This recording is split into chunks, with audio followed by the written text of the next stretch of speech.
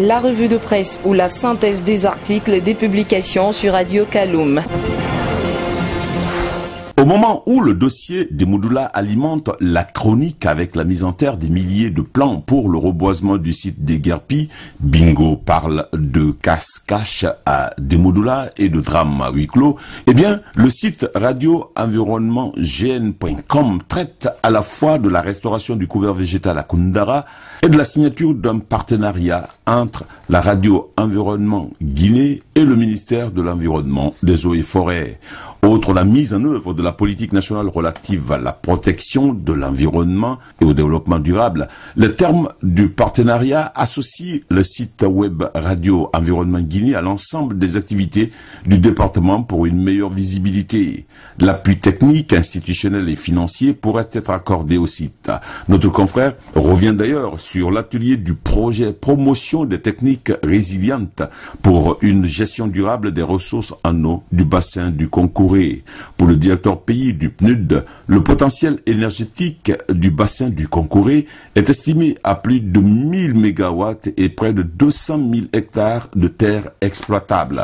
Le secteur abrite également plusieurs espèces animales protégées mais menacées.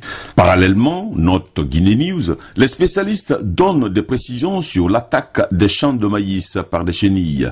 Plus de 900 hectares de maïs sont détruits à Kindia, 553 hectares à Mamou et plusieurs autres zones dévastées au Fouta. Et malgré l'utilisation des insecticides, la menace est toujours réelle, écrit Guinée News, qui se fait l'écho des spécialistes. Et à l'opposé de l'importation des larves contenues dans les semences de maïs du Burkina, le coordinateur du programme de productivité agricole en Afrique de l'Ouest soutient que les semences du Burkina sont indemnes de toute maladie.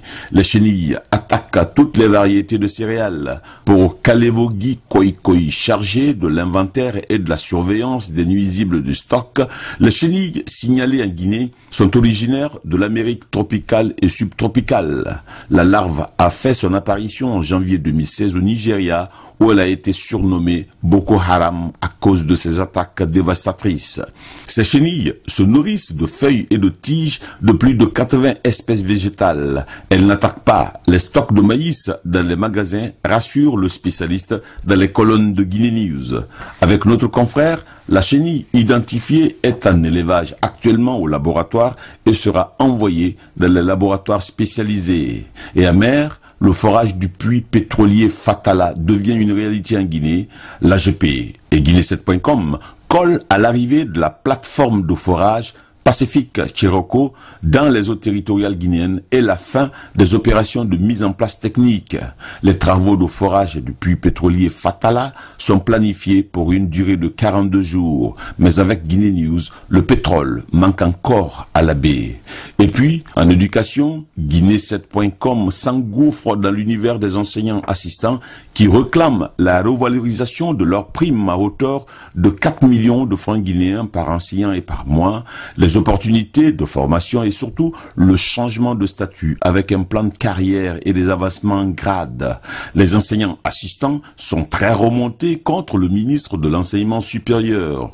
Mais avec la récente augmentation de primes dont 8 millions pour les maîtres de conférences et 10 millions pour chaque professeur, SoleilFMGuinée.net estime que le ministre Yero Baldé opte pour une politique d'attirance des meilleurs dans le secteur de l'enseignement. Et de passage, outre le calvaire vécu par le pèlerin 2017 et la première plénière de la CENI sous l'ère Kader Camara, l'agence guinéenne de presse, l'AGP, publie un tableau sombre des accidents de la circulation en Guinée. Plus de 120 personnes, dont 70 à Conakry seulement, ont été tuées dans les accidents de la circulation au premier semestre 2017. En politique, il y a l'affaire du 28 septembre, avec d'abord le témoignage de Thibou Camara devant les juges, ensuite l'appel du leader de l'Union des forces du changement, Aboubacar Silla, pour une marche contre la non-tenue du procès du 28 septembre. Dans la foulée, et avec Guinée News, le président du groupe organisé des hommes d'affaires est en colère contre les autorités guinéennes en négociation pour l'application effective des accords politiques du 12 octobre 2016. Mis à l'écart dans les négociations, le GOA appelle à une marche de protestation des commerçants si les 442 victimes de pillage en 2013 ne sont pas indemnisées à hauteur de 50 milliards de francs guinéens. Enfin, le leader de l'UFDG, l'Union des forces démocratiques de Guinée, Cellou Dalein Diallo, se dit déterminé à obtenir l'organisation des élections communales et locales d'ici la fin de l'année, ce au moment où les voix s'élèvent pour dénoncer l'idée d'une modification de la Constitution. Avec le journal Bingo, la mare aux politicards plante sur les intrigues du troisième Man Ida. Il y a du sable dans le Kinikoro de Koro, conclut Bingo. C'était la revue des publications aux presses hebdo sur Radio Kaloum.